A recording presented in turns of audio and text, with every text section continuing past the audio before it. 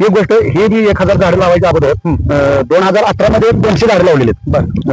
तर त्या झाडाचा अनुभव कसा होता की साधारणपणे एप्रिल मे मध्ये वादळी वारं सुटतं. अवकाळी पाऊस येतो किंवा वारं भयानक सुटतो. तर त्याचा अनुभव असा की वारं सुटलं की आंबे बऱ्यापैकी आंबे पडायचे. 200 झाडं खाली सरळ व्हायचा. बरं मग ह्यावेळी काय झालं सोमवारी माझ्या मते 7 एप्रिल आता ज्येष्ठ सोमवारी 7 एप्रिल रोजी सायंकाळी 6-6:30 दरम्यान भयानक वारं सुटलं होतं. वादळी वारं सुटलं होतं की घरासमोरची आपली नारळ झाडं म्हणजे फांद्या फुलं टाकायचे. वारं होतं. बरं मग 1.5 तास वाऱ्याचा प्रभाव होता सर. ओके मग घरी म्हणलं मी आता काय यावर्षी आपला आंबा काय राहत नव्हता. झाडं टिकली तरी पुष्कळ काय म्हणलं झाडं मोडायला नको. मग काय रात्रीचं झाडं झालं ना इकडे यायचं.